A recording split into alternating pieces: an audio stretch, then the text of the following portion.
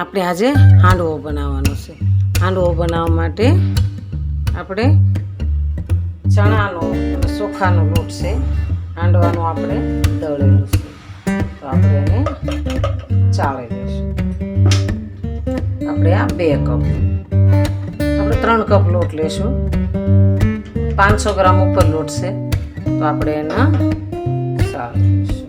આપણે લોટ સરસ સળાઈ ગયો છે, એકદમ મસ્ત સળાઈ ગયો છે, તો આપણે એને પલાળી દઈશું।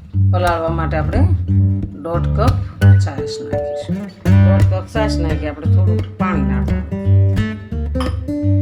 બહુ છાશ છાશી હોય તો ખાટું થઈ જાય।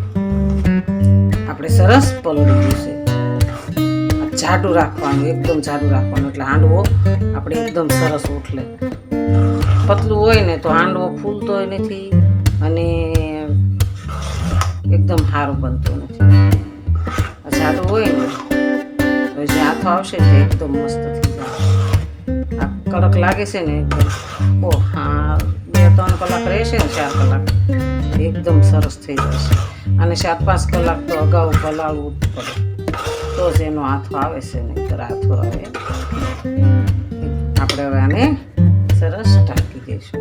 આપણે એને ઢાંકી દઈશું। ઢાંકીને આપણે ગરમ જગ્યા હોય ને ત્યાં મૂકી દેવાનું, નહીંતર એનો હાથો આવતો નથી।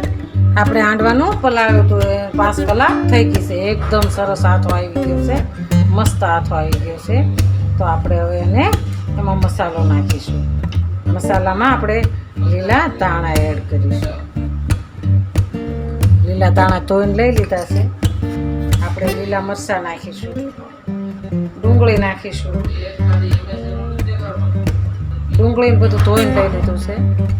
આપણે બટેકા ઝીણા ઝીણા કાપી નાખ્યા છે, તો આપણે બટેકા એડ કરીશું। આપણે એમાં કોબી એડ કરીશું।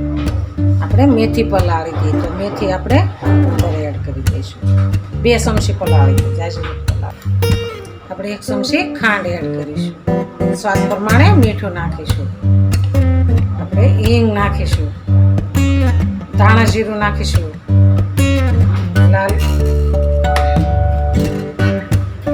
હળદર નાખીશું ને આખું જીરું નાખીશું।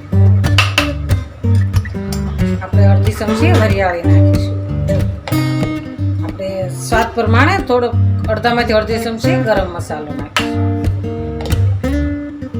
આપણો મસાલો સરસ એકદમ તૈયાર છે, તો આપણે હવે એને હાંડવો બનાવીશું। આપણે લોયું મૂક્યું છે, હવે આપણે એમાં હાંડવો ઉતારવાનો છે।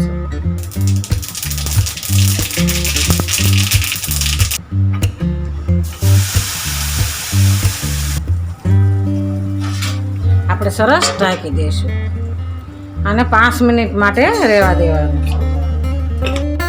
આપણે હવે એને જોઈ લેવું। આપણી 5 મિનિટ થઈ ગઈ છે અને મસ્ત થઈ ગયો છે, તો આપણે હવે એને પલટાવી દઈશું। આપણો હાંડવો સરસ તૈયાર છે, તો આપણે હવે એને ઉતારી લઈશું। આપણો હાંડવો સરસ તૈયાર છે, એકદમ મસ્ત બની ગયો છે। તો હાલો હાંડવો ખાવા। અમારો વિડીયો ગમે તો લાઈક, શેર અને સબસ્ક્રાઈબ કરી દેજો। રાધે રાધે।